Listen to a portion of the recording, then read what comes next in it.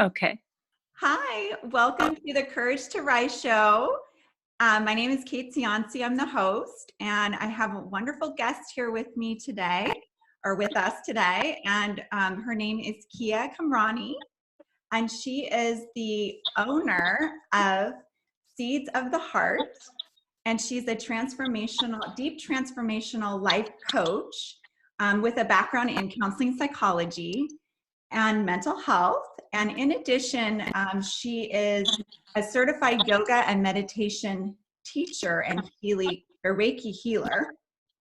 And her deepest passion is to hold space and guide others through their journey of healing and transformation.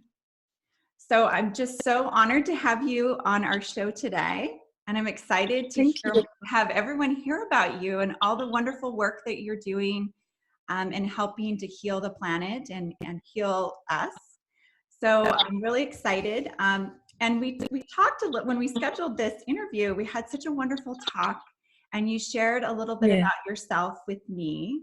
And I would hoping that you could share with our audience, our guests, a little bit about you and how you started this journey, because you used to be in mental health and counseling, and then you transitioned into this deep transformational work. And so can you tell us a little bit about how you started, how you got into it, and then how you got to where you are now? Mhm. Sure. Well, first of all, thank you for having me. I'm so excited to chat here with you. And so finishing my graduate program in marriage family therapy. And before that, I worked in mental health for many years. So psychology and mental health and psychotherapy was definitely my path and passion. But after I had children, things shifted for me internally, and was on my own journey of transformation and healing and spiritual growth. So I found a different way to serve in a way I truly wanted to serve. And I found this wonderful program through the Center of Deep Transformational Life Coaching.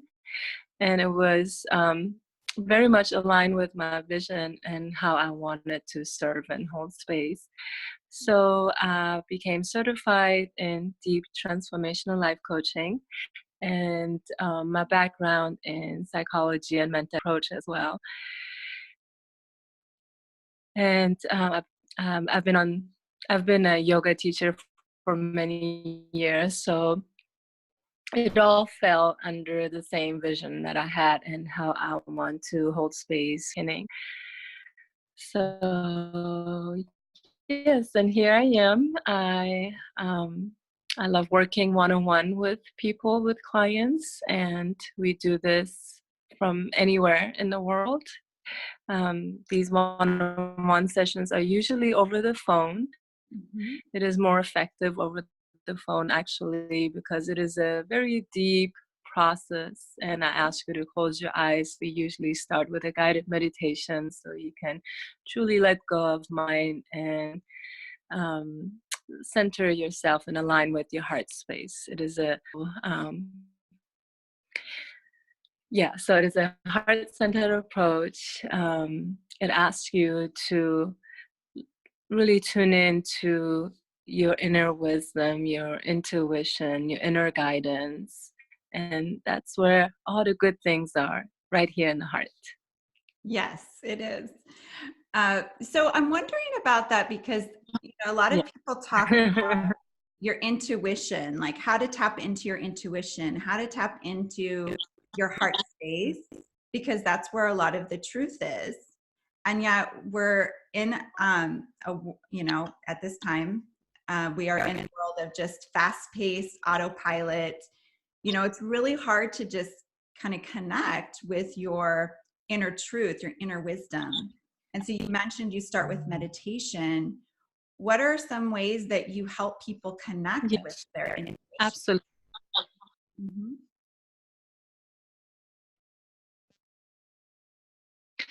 Well, in my sessions, I create a space for them to be able to let go of mind and tune in deeper into the true self and their intuition, their heart guidance. So, and it really requires me to step into that space of heart-centered consciousness. I have to empty myself of that so I can meet you there in that space, and quieting the mind and just going deeper within. It's really an intention, and it's really an energy that we allow in as we let go of thoughts and open our hearts to what is seeking to emerge, quieting the mind and just slowing down. Just slowing down. Yes. And deep transformational life coaching is definitely a healing with your true self in itself is very healing. So yeah, it all starts with just letting go of mind and sinking into the heart.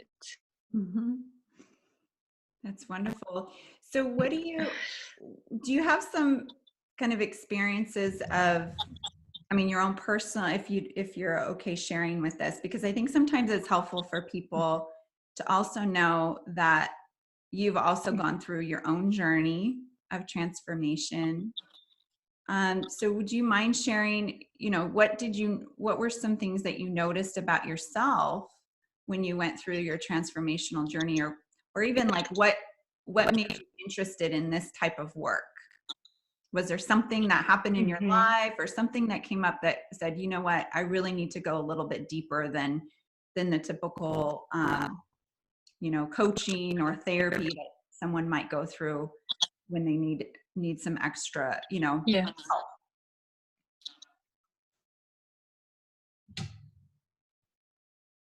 absolutely.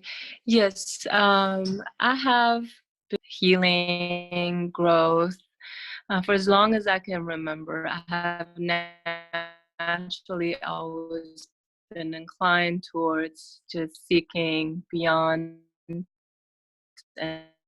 and asking deeper questions and books after textbooks, spiritual books, and even through yoga and meditation and mindfulness, I was constantly seeking outside of myself, and I was never really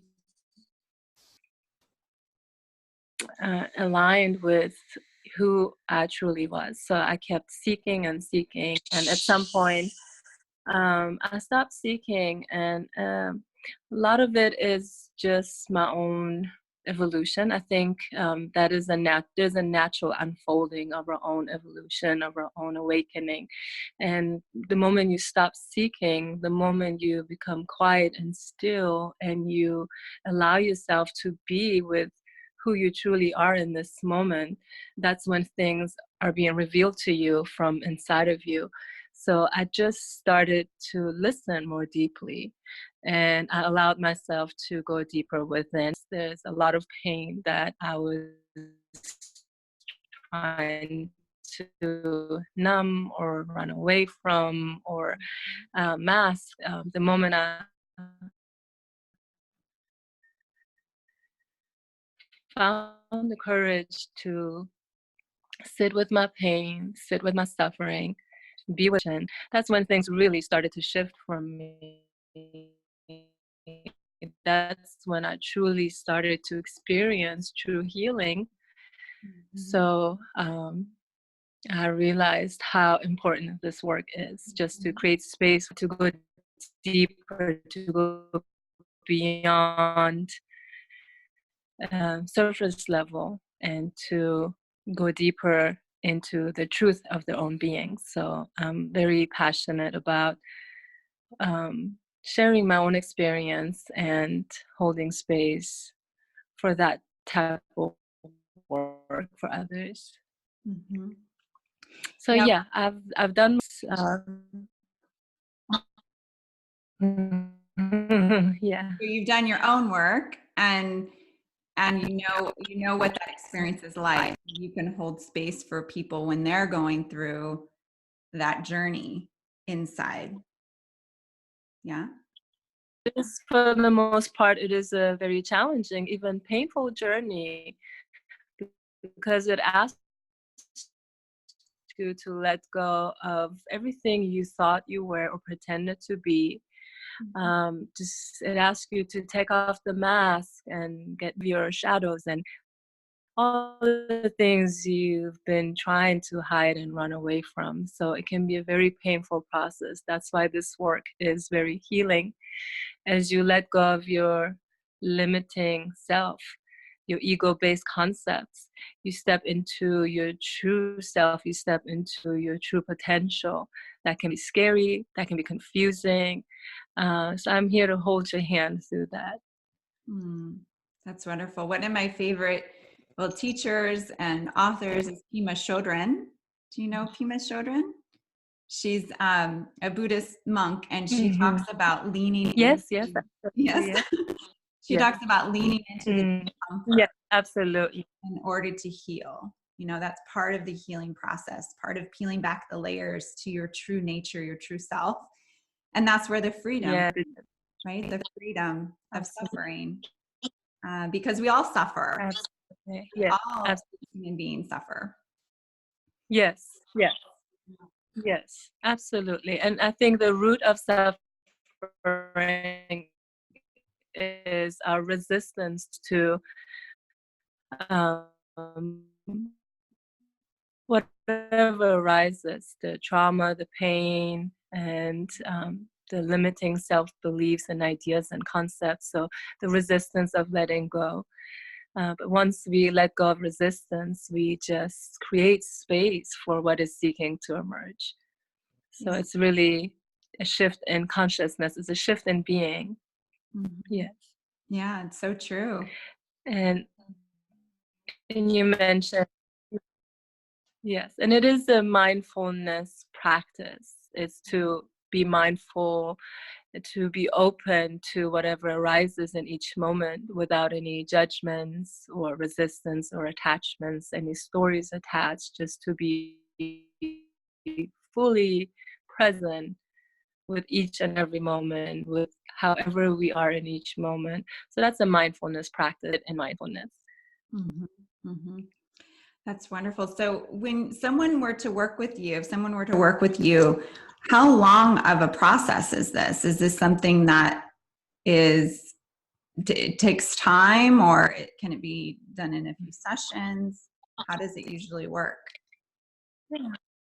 It really depends. It depends what your intention is. It depends where you are on your journey. It depends on your willingness, your commitment to the work, or to just show up fully in each moment, in each session. So it really depends. It's very different from case to case, person to person, but it could be a few sessions, it could be a few months, it could be a couple of years, just like therapy or any other work.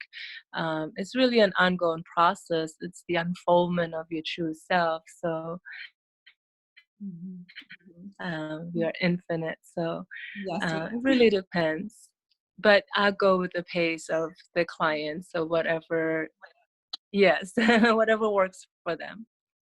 That's wonderful. So what would you say, do you have a success story? And I know that there's, confidentiality involved here, but do you have a success story that you'd like to share of just in general or you may have multiple success stories of people that you've worked with, and what have you seen as a result? What kind of outcomes have you seen as a result of going through this transformational journey, this deep transformational work that you're doing with them? Well, a lot of my clients that I've worked with, this is although they have been or they have been on or they've been seeking, they really allow themselves to be with themselves, to quiet their minds and to just go deep into the pain, the feelings, and just they've never really allowed themselves to be with their true feelings, thoughts, and emotions. And so this is very new. And the moment they allow themselves to be in that space, you just naturally and automatically and instantly notice a shift. You know, the shift is, like I said, the shift beyond those, ego-based concepts, and they meet themselves for the first time sometimes. And that in itself is very healing, very transformative. And so I've seen that in almost all of my clients that I've worked with, just meeting the true selves. Mm-hmm. So when you talk about the ego, I mean, some people listening to this may know what the ego is, and some people may say, well, I don't even know what the ego is. What's the ego, and what's the true self, or what's the, how do I know which is which? Have some tips on how to identify when it's the ego that's showing up and when it's the true self.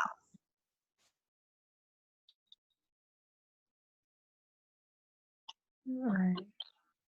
Yes. I mean, the ego is just an aspect of the true self. It's the unconscious part of us that is rooted usually in the labels and the categories that we have of ourselves. The true self is beyond all these concepts, it's beyond idea, beyond identity, and it is who you are at the core of your true being, the infinite multidimensional aspect of yourself. You could call it the soul, your higher self. There are many different ways to express that. We experience that when we are in our heart space. So the mind can't really grasp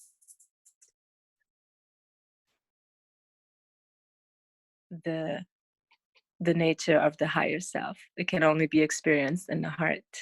Okay, so it's really that space that you hold for someone, or that they hold for themselves, and when they learn how to so it's one of those things, like I can speak for myself having gone through this, but it's like, really, it's when you have that moment that you honor that sacred time and that sacred space where you really sit and kind of let everything else go that's around you, and you just really connect with yourself. Is that and connect with your true self?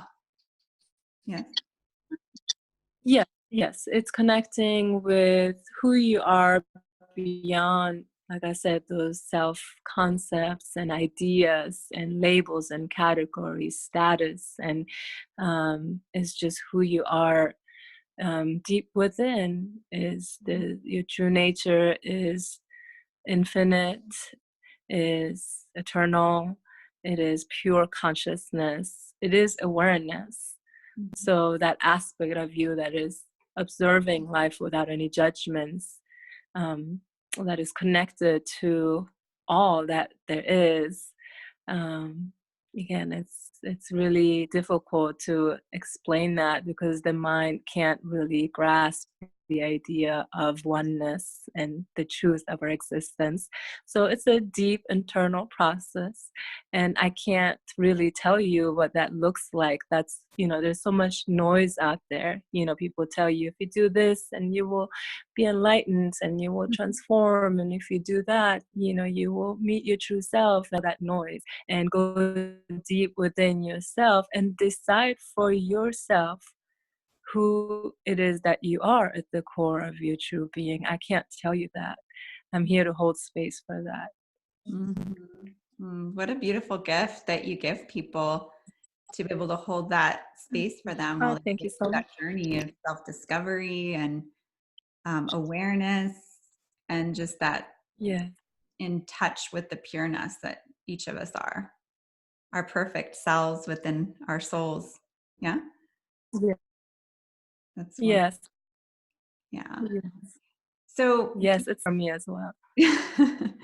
That's wonderful. Do you have any advice or guidance for people who are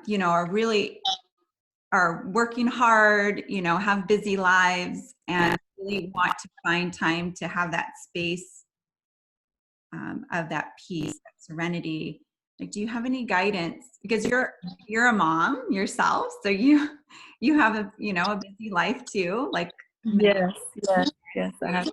And so it's hard sometimes to find that space for ourselves, which are necessary and needed. So hard. Yeah. Do you Yeah. have any guidance or advice on how to Yes. make Yes. that happen? Yes. I think essentially it's a belief. It's the belief that you are worthy of it. You are worthy of and cultivating, allowing yourself to cultivate harmony, and you're worthy of that. So, and then it big to make it a priority to set time apart Mhm. each day, multiple times a day, even if it's just a few minutes, and then using and utilizing the tools that work best for you, to quiet your mind. We really need to take deliberate time. It's all the time, 24/7. So whatever practice that suits you, that resonates the most, for you, just sitting still, breathing deeply, taking a nice warm bath and doing a deep breathing in the shower, whatever works for you, but just taking a few minutes in meditation pose. It can be just lying in shavasana. It can be, putting your legs up the wall and just allowing yourself to still your mind. It's really tuning into that inner stillness. It can be in the car while you're waiting for your kids, or in traffic. It Mhm. can be anywhere. It's just to make it a deliberate over and over again. And the best way we can do it is through our breath. So whenever your mind wanders off, just come back to your breath and allow your breath to bring you back into the present moment. So yeah. Mhm. I love that you talk about doing it in traffic because Yes. it's so helpful. Like in those Yeah, moments, living like, here. I want to get through. Yes. You're feeling this Yes. Yes. frustration. To be able to take that Right. moment and just breathe and be like, okay, it's not like, we can fly over the Yeah. cars. Yeah. Like it is what it is. Let's just sit Mm-hmm. here and use this as a moment to have that Yeah. for yourself. Mm-hmm. I mean, that's, some people think, oh, I don't Exactly. meditate, Yes. but you do. We can find the time. Right. We always have. Yeah. Exactly. Exactly. Yes. I think the idea of meditation is changing too. It's not just sitting in square pose and just chanting and meditating. Yeah, I think can be very intimidating to a lot of people. So just being fully present in each moment is meditation. Mhm. So we can do that everywhere, anywhere, anytime. Yeah, I was just having a conversation with somebody who's a nurse, and then also another person. It's like we were kind of having this conversation about meditation, and another person chimed in, and she was like an administrator, and she's like, "Oh, I'm so busy. I've got so much going on. I don't have time to sit and relax." But I just see. She was talking about people who do meditation. I see this peacefulness in them. I see this serenity, and I want that so bad, but that's just not for me. I don't have the time to sit and do that.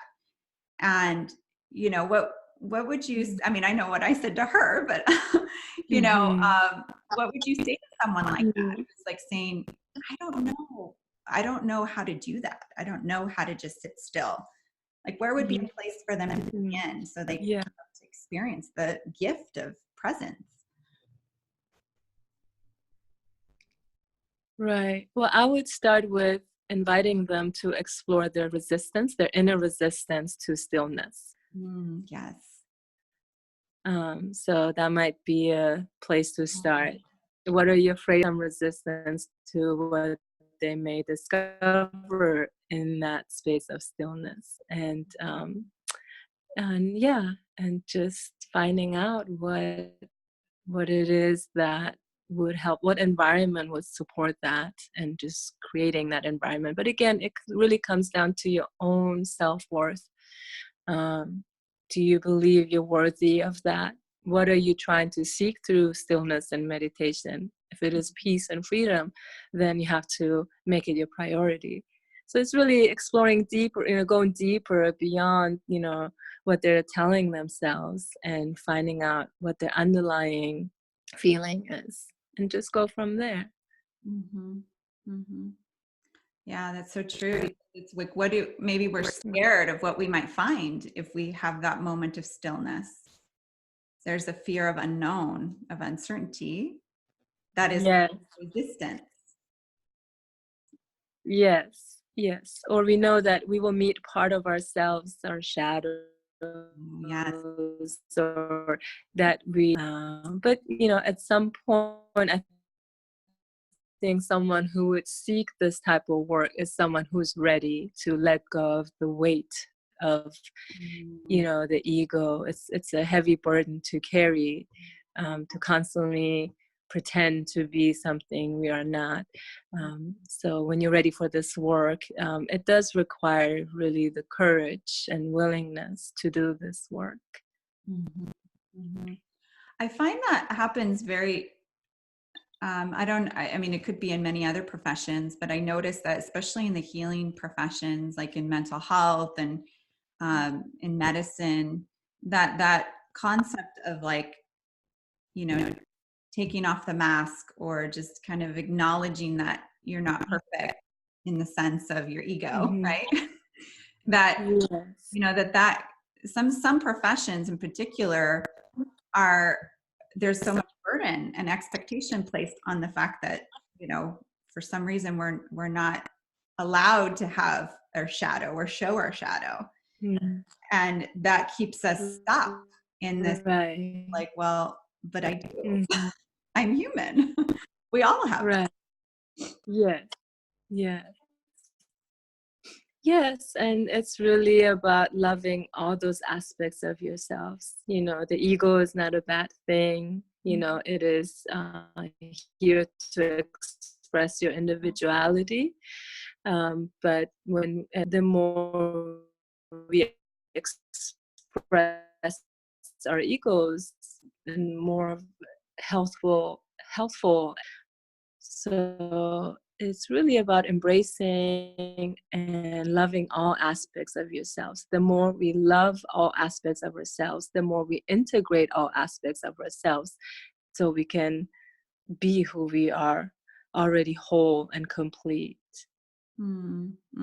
That's so, yeah, that just feels so Yeah, freeing when so you, the more we accept ourselves in each moment. Yeah. Yeah. so in each Yeah. moment you were saying, like, if you can accept yourself in each moment. Yes, with all your flaws and your limitations. So the more you let go of who you're not, because you are accepting of yourself, and you're not trying to be someone else. You just being yourself. In that moment, you accept yourself. You are being yourself. Mm-hmm. So, and self-acceptance, self-forgiveness. Mm-hmm. That's the big one. It's very hard for a lot of people. Oh, yes, self-forgiveness for sure. And then I'm wondering if you're able to forgive yourself, then imagine that it would be easier to forgive others. Or is that also a process? Absolutely.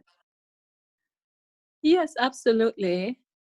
And then at some point, as you go deeper into this work, you realize, so that would be a deeper understanding of your true self, your inherent oneness with all there is. But yes, self-forgiveness is definitely the requirement for forgiving others. And it's just letting go of what we think, or how we think things should be, how people should be, and just accepting what is in each moment. Mm-hmm. Letting go of wanting the past to be different, letting go of, yeah. Letting go of the past, wanting it to be different, because this show is Yeah. all about, like, also like taking adversity, turning adversity into opportunity, and helping you Yeah. create a life that is, healthy and vibrant and, purposeful. Because a lot of times people who've had adverse experiences there's a feeling of victimhood, like this has happened to me. And then how can you embrace those moments as maybe, shifting your mindset a little bit about that? Is that part of the journey? Yes. Yes. Well, yeah. Well, in my work, it's a shift in consciousness, and consciousness, it has been even proven, if you're familiar with the Heart Math Institute, it takes place in the heart. So it's not really changing your mind, is, being in your heart. So, so the shift in being is the shift in consciousness, and it is expressing your true self from a place within.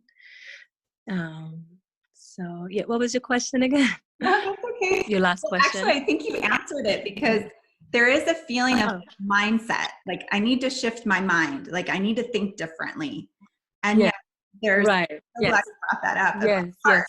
Because that's like a whole new concept. I mean, not only the mind shift is a new concept for people, new to this kind of work, but the heart, they're like, oh, wait a minute.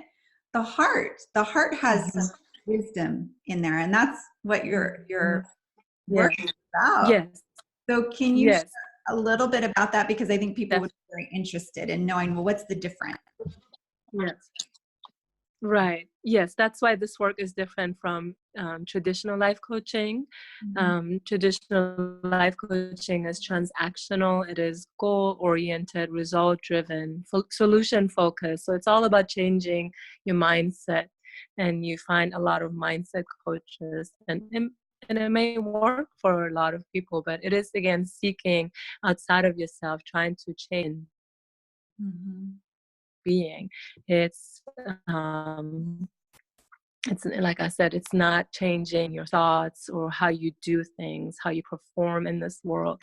It's about who you choose to be in each and every moment. Yeah, so the heart is different. The heart is, there's a knowledge there. Yes, it's your inner wisdom. So it's the wisdom of your soul. It's the wisdom of your true nature. You can't really figure that out in your mind. You have to tune into your heart wisdom. So that's a new concept for a lot of people, but now there is more awareness about heart-centered consciousness, and you can check out the website.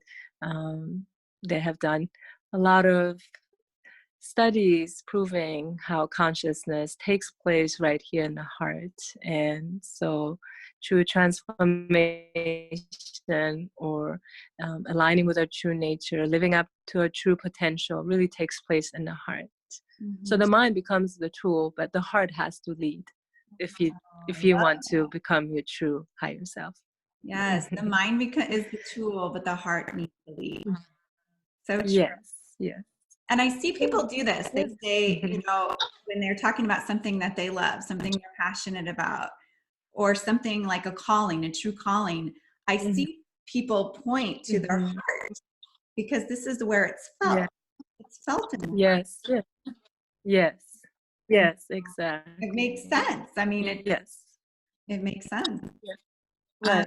Yes. I mean, your passion is, you don't think of passion something in your mind. It's like you said, it's right here. It's in your heart. So how would people connect with you? How would you like people to connect with you if they're interested in your services, your coaching, holding space for them? How would they contact you? But they can schedule an appointment, offer free consultations on my website, www.seedsoftheheart.com. You can also find me on Facebook and Instagram under Seeds of the Heart. And I offer one-on-one sessions from anywhere in the world. I'm in California. So sessions are actually very effective over the phone or Zoom or Skype. So there are lots of different ways to get in touch with me. And you also are offering a very generous free gift. Do you want to share with us? Yes. Yes. Yes. Yes. I would love to gift someone with a free one-on-one session. So it's a free about 6, and again, it can be done from anywhere in the world as long as you have Skype, Zoom, and yeah, so full session. It's my gift to you. Very generous. So they can go to your website. I'll leave the link in Yes. the email that's sent out, so people can connect with you as well as and go ahead and take you up on that offer, which is an incredible offer. To have that opportunity to have an hour, or is it a half an hour? Hour? What are the sessions usually? What's the time for your session? Yeah. Yeah. About 1 hour. About 1 hour. Okay, so 1 that's hour. incredible. Yeah. So I'm so excited that you're doing this work, and I'm excited for people to connect with you, because the transformational journey, you know, going through that deep transformational journey is just so invaluable. I'm just so excited that you're doing that, and I hope to see more people going through this journey, because I can only imagine if everyone were able to embrace their true nature and their true self and lead from the heart. I can only imagine what this world would be like if we all were able to with that. So thank you for what you're doing. It's Yes, it would be a new world. Thank you so much. Thank you for having me. Thank you for your support. And I really enjoyed our talk today. I did too. Well, thank you again, and we'll see you for the next show. It's coming. Yes, I'm excited. Okay. Thank you so much. Thanks. Bye, Kate. Bye.